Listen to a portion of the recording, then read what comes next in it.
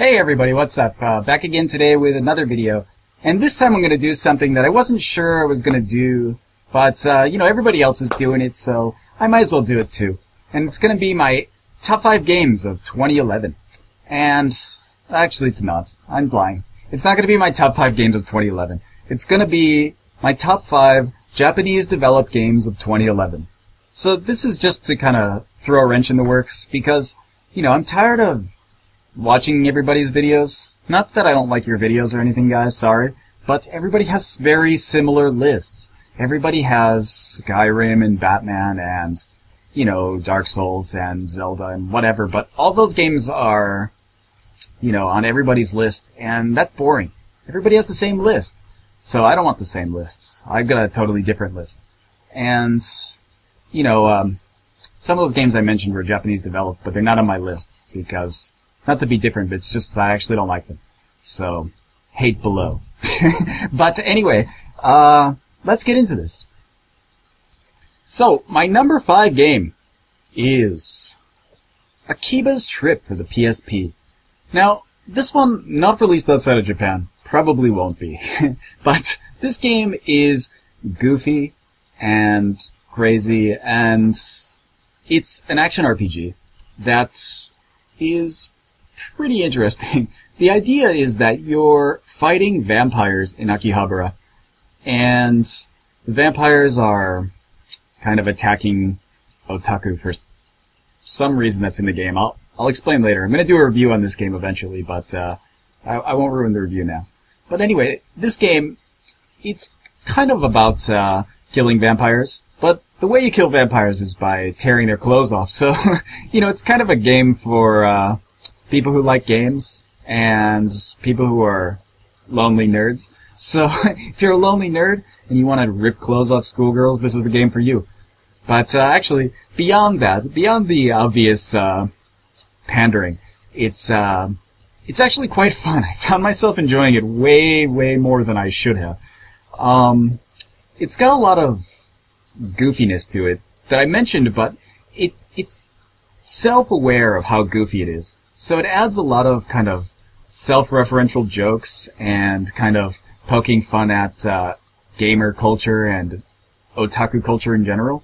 So it's a lot of fun to play because you get a lot of goofy jokes and references that are I can think of a lot of times where I laughed at some of the goofiness of this game.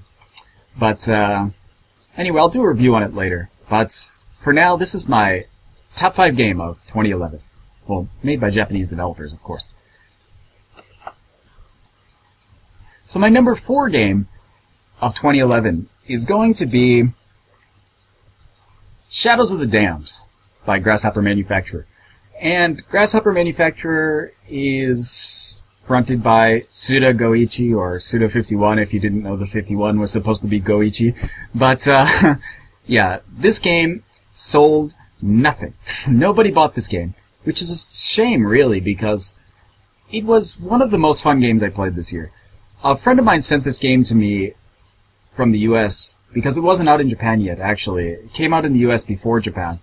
But, when it did come out, he sent a copy to me, and I played it. The campaign took about 12 hours to beat, and I did that 12 hours in 2 days. Not 2 weekend days. 2 days after work. So I literally came home from work and just played this game straight until it was time to go to sleep, and then the next day I did the same thing until it was done. It was that much fun. I had so much fun with this game. It's goofy. It's basically like a giant 12-hour dick joke, but, the gameplay is fun, and it's interesting, and, the scenery is cool, and it's a little buggy, but nothing to worry about. Pretty good game. If you haven't picked this up, and probably most of you have not because nobody bought this game, but, if you haven't, it's probably cheap now. Definitely pick it up. Great game. I enjoyed this so much. Shadows of the Damned, my number 4 game, 2011. And my number 3 game, made by Japanese developers in 2011, is something that, it's not out in the US yet, but it's Devil Survivor 2 on the DS. And Devil Survivor 1 was spectacular. I loved that game. It was one of the first DS games I bought in a long, long time. Like, I hadn't picked up any DS games for who knows how long, years, 2 years or so in between the last one and the time I bought Devil Survivor 1. And Devil Survivor 1 justified me having the DS. It was great. And Devil Survivor 2 pretty much makes everything in Devil Survivor 1 better. It adds more of everything. It makes everything better. The fighting system is better. There are more demons, there are more locations, there are more characters, there's more everything. It adds a kind of social system, so like the Persona games, you can get certain demons by having a social link with other characters that you meet, and it adds an extra level of strategy to the strategy RPG by making you form links with party members that you think might have the same path as you in the game. So, of course, if someone seems like they're one of the chaos characters and you're going for a lawful route, you probably shouldn't be friends with them. But, anyway, this game is coming out in English next year, in 2012. So when it does come out, definitely pick it up. It took me about 40 to 45 hours to beat the campaign, and I immediately started a new game right afterwards. It was such a good game. Couldn't stop playing it. So, Devil Survivor 2 on the not 3DS, on the regular old DS. And my number 2 game for 2011, made by Japanese developers, is something that I expected to like, but I didn't expect to like it as much as I did like. So, that game is King of Fighters 13. Now, I was one of the people who played King of Fighters 12, and I actually like King of Fighters 12. By myself, I like King of Fighters 12. Online, it's useless. But, King of Fighters 12, I like the fighting system, I like the characters, I like the art style, I like a lot of it. But, it has a lot of flaws, like no modes. There's like nothing to do in the game. And if you can't play online, it's pretty much useless. So, King of Fighters 13 actually fixes all of that. It adds tons of content, tons of character modes, tons of fighting modes, tons of character customization, has a much better online system. If you play someone with 3 bars or 4 bars, you pretty much have no lag. It's pretty good for a fighting game. And it changes the system from 12 back to probably the King of Fighters Neo-Wave kind of fighting style. It's more like Neo-Wave than any other King of Fighters. But I like it. I enjoy it so much. And I still pop it in and play it every once in a while. More than once a week at least. But recently I've been catching up on my backlog. So King of Fighters 13, definitely a must-buy. If you haven't picked this up, or you're kind of iffy, or you haven't played a King of Fighters game since 1998, then definitely pick it up. It's amazing. Great game. And definitely a game that more people should be interested in. If you like fighting games, you should play King of Fighters 13. It's probably my second favorite fighter of the current generation. Beats out BlazBlue, beats out pretty much everything except probably Street Fighter 4 for me. But beyond that, King of Fighters 13, my number 2 game, developed by Japanese developers in 2011. Okay, so we've come to my number 1 game of 2011. And this one surprised me more than anything. I know a lot of people were excited for it, but I was not one of them. This game, when it came out, I bought it immediately, but only because I downloaded the demo and played it. Up until then, when it was announced, all of the advertising for it, not interested. I had no interest in the game.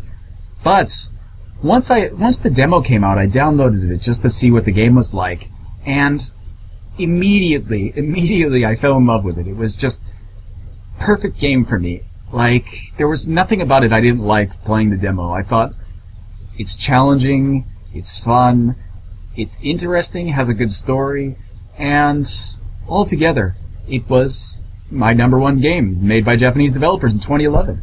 And if you haven't guessed it yet, it's Catherine. developed by Atlas, and Atlas pretty much killed it this year. In 2011, Atlas pretty much ruled the roost for me. There was no other company that made so many good games. And, yeah, what can I say about Catherine? It's a puzzle game with kind of social elements. It's kind of like a weird mix between... I don't even want to say a dating sim, because there's no simulation to it. It's just kind of you talking to your friends, talking to other people to make social links, and then the puzzle. And I loved the puzzle. The social link part was fun. It actually, the social part of the game, the story, was really good for me because when I was playing it, Vincent, the main character, is the same age as me, and I was playing with my friend in the room, and she was saying like, "Oh, this guy is just like you. He's the same age. He has like the same attitude. He's basically you. So like, it's a perfect game for you." And it was, because I totally got that. I totally got that kind of like, yeah, I'm that guy. So yeah, if you didn't like Vincent, you probably don't like me either. So sorry, but Vincent was a great character for me. And the game itself, the gameplay, I know a lot of people thought, "Oh, it's really hard, I can't play this." It was spot on for me. The easy was easy for me. Normal was normal, and the hard was hard. Like, it was perfect. The difficulty of this game, spot on. No, it was not a lie. It brought me back to a time where hard games were actually hard. And I definitely appreciated it. And Catherine here really, really got me into it. I played through it 8 or 9 times, at least. I played through from the beginning to the end 8 or 9 times. I got all the endings. I wasn't able to get a gold trophy in all the hard levels, so I'm sure I can go back and do that. But for now, I'm missing 2 or 3 of the gold trophies on hard, so I couldn't unlock the final bonus stage. But I played through the bonus stages that I did unlock up to Menhir. I think Menhir is the last one I unlocked. And this game I don't even know, 80 hours into maybe? Maybe more, who knows? I played through it so many times, and I played through just to do challenges so many times, and I played the single player extra stages so many times. It was so much fun for me. This is probably my most played game of 2011. I think it beat out RPGs that I played because I played it so long. So definitely, if you haven't picked up Catherine, definitely pick up Catherine. If you like puzzle games, you'll love Catherine. If you like a good story, you'll like Catherine. If you don't like either of those things, you're probably not going to enjoy Catherine. But if you like a challenge, Catherine is a good game. If you're frustrated easily, you're not going to enjoy Catherine. But I'm not, and I love puzzle games, and I love this game. So my number one game, made by Japanese developers in 2011, easily, Catherine, developed by Atlas. Alright, so that will wrap it up, my top 5 Japanese-developed games of 2011. So if anybody has any other games they liked developed by Japanese developers, or if you just want to give me a top 5 games list, that will almost definitely be Batman and Skyrim, and Zelda and Dark Souls, or whatever, don't bother. But if you want to give me a different type of top 5 list that doesn't include any of those games, then that's cool. So comment below. Other than that, hope everyone has a good New Year's, and I'll be back with more stuff in the new year. So until then, see you later.